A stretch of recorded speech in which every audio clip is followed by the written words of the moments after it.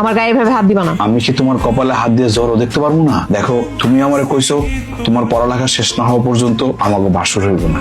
আমি কিন্তু এটা মাইনে নিছি। তাই বলে তোমার অসুখ বিসুখে তোমার গায়ে হাত দিতে পারবো না, এটা কিন্তু বলো নাই। আগে বলিনি তো কি হয়েছে, এখন বলতেছি। আচ্ছা, তুমি কি কোনো কারণে আমার উপর রাগ করছো? রাগ করবো না তো কি করবো? হ্যাঁ, আমার রান্না ঘরে পর্যন্ত যাইতে দিল না, বললো পড়ো, বসে বসে পড়ো।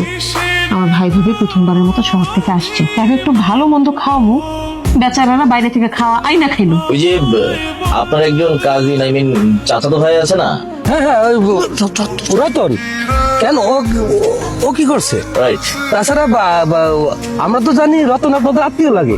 ও শিট, মানে ওরকম একটা মূর্খ ব্যাকডেটেড লোক আমাদের আত্মীয় হতে যাবে কোন লোককে? হ্যাঁ, সাদা দাঁড়াও, আমার কেন জানি মনে হইতেছে তোমার খালাতো ভাই আর খালাতো ভাইয়ের বউ তারা চায় না আমাদের সংসারটা ঠিক হোক। তারা আমাদের দুইজনের মধ্যে একটা দেয়াল তৈরি করে দিতে চাইতেছে।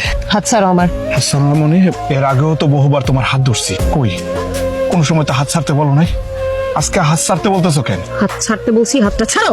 আমি তোমার কাছে অনুরোধ করতেছি, ওরা যতই তোমার লোভ দেখাক, তুমি তোমার লক্ষ্য থেকে দূরে সরে যাইও না। আমি কি করবো না করবো এটা আমার ব্যক্তিগত ব্যাপার, এটা নিয়ে তো তোমার কথা বলার কোনো দরকার নাই। দেখো, তুমি ম্যাজিস্ট্রেট হইবা এটা খালি তোমার আব্বার স্বপ্ন ছিল না, এটা কিন্তু আমারও স্বপ্ন। আমি সহজে ছাড়ার পাত্র না।